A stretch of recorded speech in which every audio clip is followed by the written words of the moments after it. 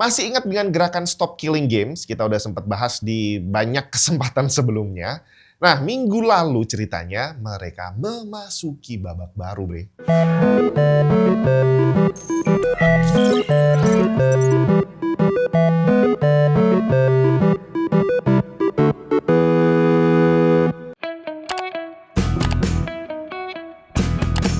Waduh, nggak bisa ganti wallpaper. Coba cek dulu, mungkin Windows-nya harus diaktifasi. Pengen aktifasi Windows original dengan aman? Cek cdkeysales.com. Gunakan kode voucher TNT untuk dapat diskon tambahan. Bayarnya gampang, Bre. Bisa pakai OVO atau GoPay. Setelah pembayaran, kamu akan dapat serial number yang bisa langsung digunakan untuk mengaktifasi Windows kamu. Kalau ada kendala, bisa langsung chat customer service di websitenya yang akan siap ngasih solusi. Mau cari game atau software original lain juga ada di sana. Selengkapnya cek link di bawah.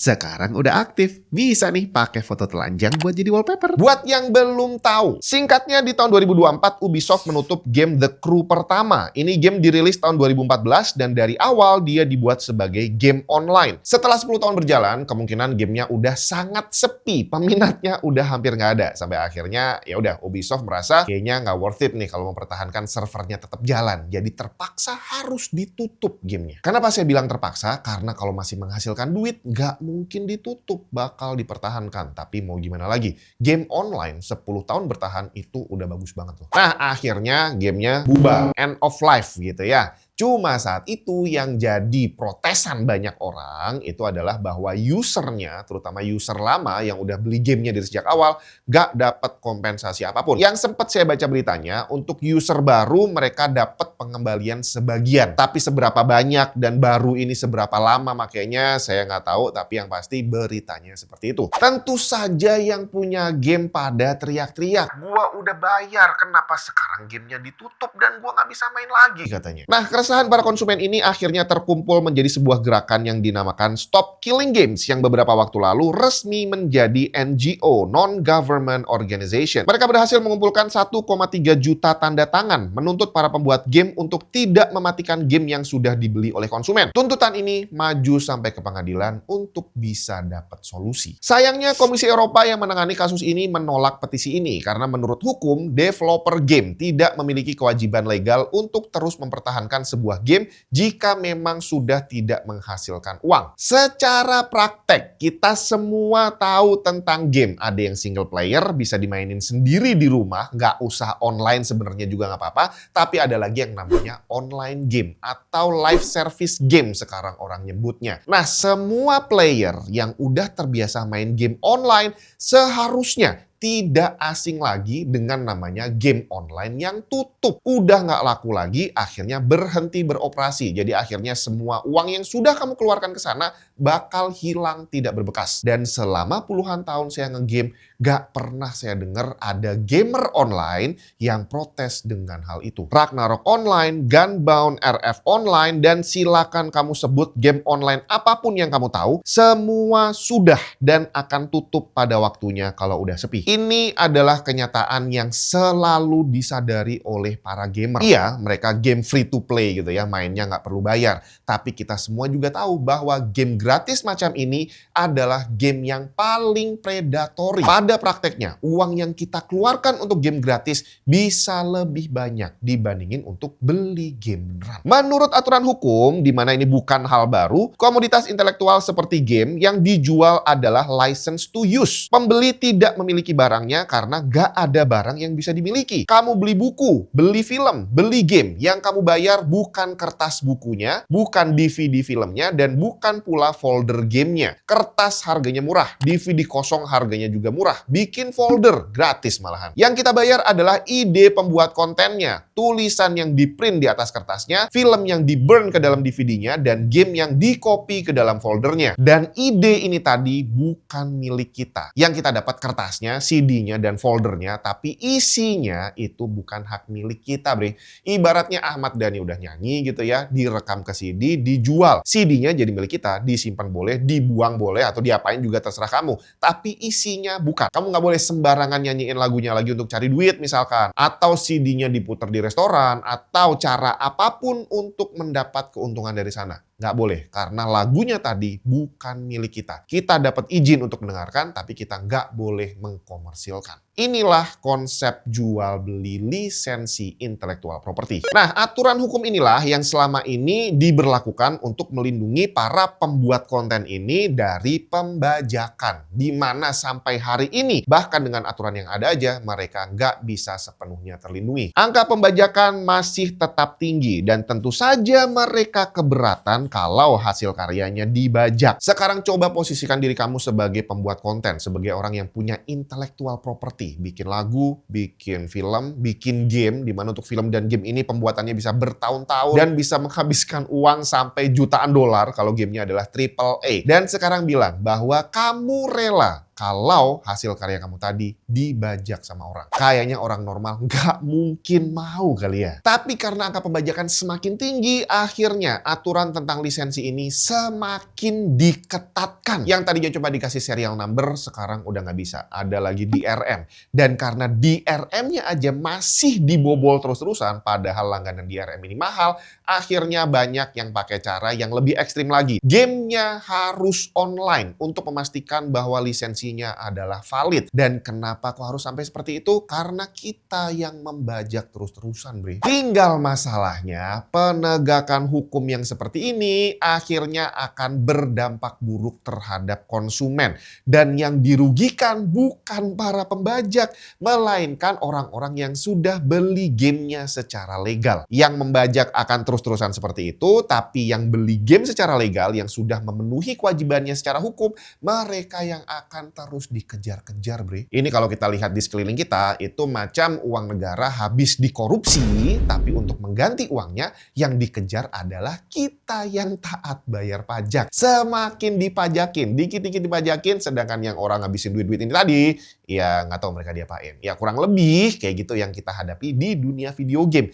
Yang membajak semakin membajak, yang beli beneran semakin tertekan. Dan inilah konsep yang dibawa sama gerakan Stop Killing Games. Gimana perlindungan terhadap orang-orang yang sudah memenuhi kewajibannya secara hukum. Dengan aturan yang ada sekarang, pembuat game bisa terlepas dari kewajiban menjaga gamenya tetap berjalan. Karena belum ada aturan yang mengharuskan gamenya buka selamanya. Tapi dari sisi konsumen tentu saja sangat merugikan. Dan inilah yang membuat kasus The Crew kemarin masuk ke dalam gray area. Secara hukum, developer gamenya nggak salah karena semua udah tertulis di license agreement dan kita sebagai pembeli udah setuju saat beli gamenya. Tapi secara moral, konsumen harus dilindungi. Kalau kita udah bayar lisensi untuk memainkan gamenya, maka developernya punya kewajiban untuk menyediakan gamenya. Dan inilah yang sedang diperjuangkan oleh gerakan Stop Killing Games. Mengupdate aturan tentang jual beli lisensi, bukan menghapus. Soalnya sejak Stop Killing Games ini jadi NGO, ada banyak banget pihak yang mengkhawatirkan gerakan ini akan diboncengi sama orang-orang yang cuma pengen ambil keuntungan di sana. Semacam pembajak yang mereka nggak pernah beli game ini, tapi bisa aja mereka ikutan tanda tangan petisi.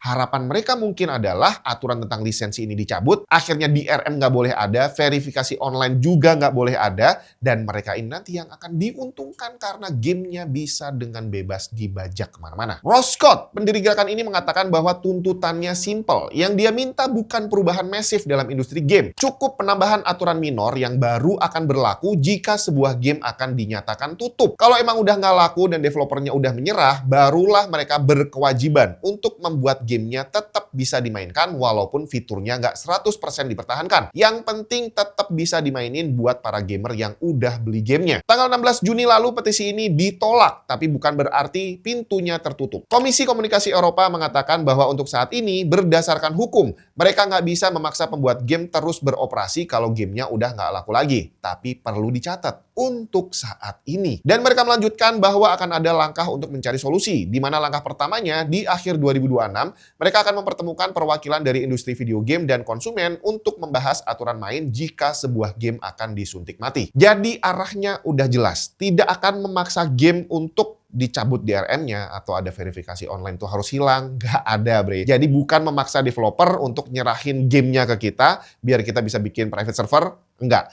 Yang penting gimana caranya gamenya bisa dimainkan walaupun fiturnya nggak 100% ada. Nah, tinggal sekarang kita saling jujur aja nih. Apakah kamu pernah jadi korban pembeli game yang akhirnya gamenya disuntik mati? Dan apa yang kamu rasakan? Saya mulai dulu ya. Kebetulan saya punya 2 game yang udah saya beli dan disuntik mati. Yang pertama adalah The Crew tadi, yang kedua adalah Anthem, di mana dua-duanya ini disuntik mati dengan alasan yang berbeda. Jujur aja, dari sejak The Crew 2 keluar, The Crew pertama udah nggak pernah saya mainkan lagi. Nggak pernah disentuh sama sekali karena ya udah ketinggalan, Bre. Bahkan dari sejak beberapa tahun yang lalu, The Crew 2 aja udah nggak pernah saya sentuh sama sekali. Pernah nyoba diinstal lagi, waktu mau mainin kok gambarnya udah jelek ya. Akhirnya saya tinggal. Udah, sama sekali nggak disentuh, saya udah beralih ke game yang lain. Jadi walaupun udah saya beli, ya udah nggak dipakai lagi. Sedangkan Anthem ini agak berbeda. Dia ditutup karena gamenya dianggap jelek dan akhirnya nggak laku gitu ya. Jadi bukan karena udah terlalu tua. Jadi waktu saya beli, terus saya mainin, iya sih saya lumayan menikmati di awal, tapi ternyata gamenya memang membosankan. Jadi akhirnya beberapa minggu saya main,